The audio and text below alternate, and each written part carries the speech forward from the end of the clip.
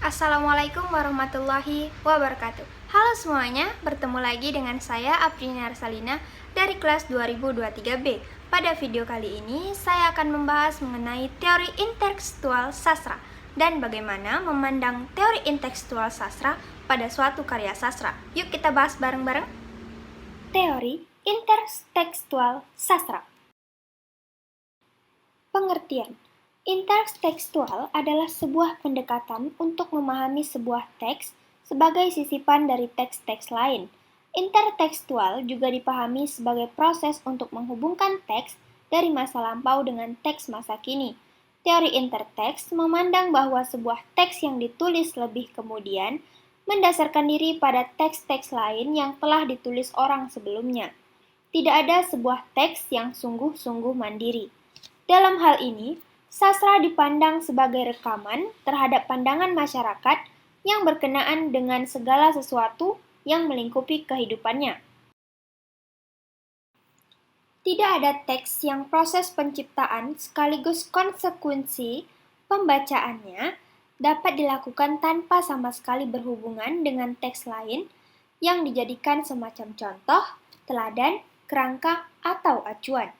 Menurut Keller, 1977, mengemukakan bahwa tiap teks itu merupakan mozaik kutipan-kutipan dan merupakan penerapan dan transformasi penyerapan dan transformasi teks-teks lain. Dapat kita simpulkan bahwa teori intertekstual bertujuan membandingkan dua karya sastra, baik yang ditransformasikan menjadi karya baru, karya sama namun berbeda penulis, serta melihat aspek lainnya seperti ada tidaknya penambahan atau pengurangan pada dua karya sastra tersebut.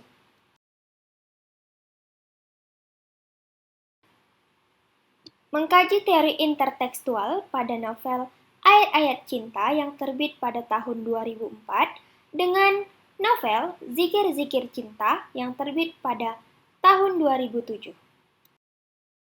Mari kita lihat beberapa aspek pada kedua novel tersebut. Yang pertama ialah tema.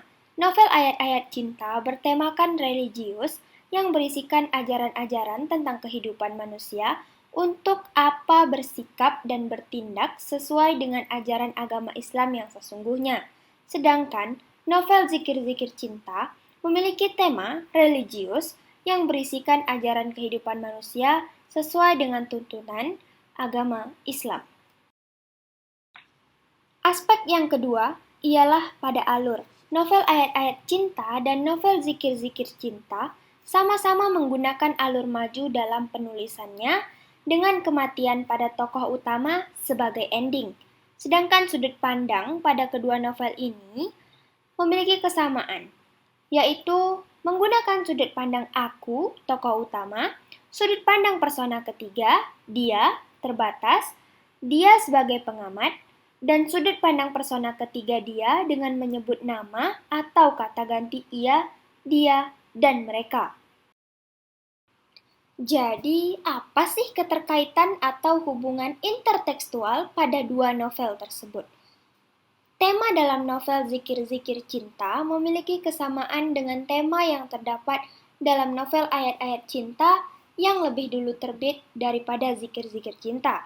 Kesamaan itu terletak pada para tokoh utama yang mengalami konflik percintaan di antara ketiganya.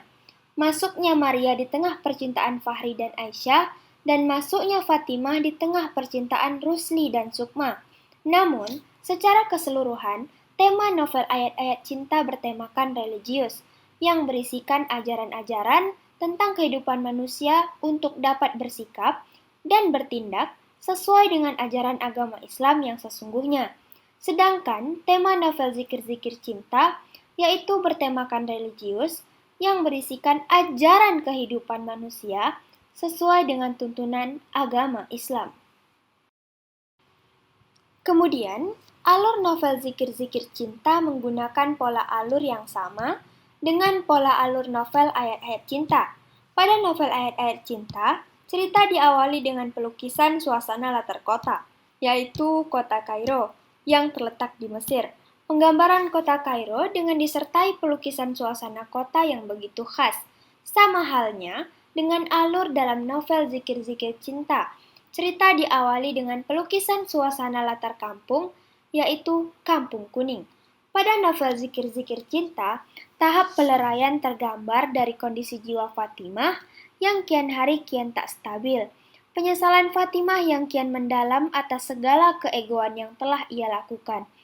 Penyelesaian konflik yang terjadi dalam novel ayat-ayat cinta ini digambarkan dengan kematian salah satu tokoh utama, serupa dengan penyelesaian konflik dalam novel Zikir-Zikir Cinta yang digambarkan dengan kematian tokoh utama, yaitu Fatimah, Rusli, dan Sukma. Selanjutnya, novel Zikir-Zikir Cinta menggunakan sudut pandang yang sama dengan novel ayat-ayat cinta, yaitu menggunakan sudut pandang aku pada tokoh utama, sudut pandang persona ketiga dia terbatas, dia sebagai pengamat, dan sudut pandang persona ketiga dia dengan menyebut nama atau kata ganti ia, dia, dan mereka.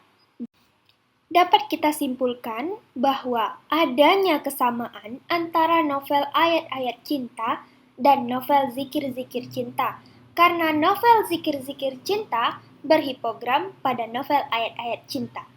Itu dia pembahasan saya mengenai teori intelektual sastra dan bagaimana memandang teori intelektual sastra pada suatu karya sastra. Lebih dan kurang saya mohon maaf. Wabillahi taufiq wal hidayah. Wassalamualaikum warahmatullahi wabarakatuh. Sampai jumpa.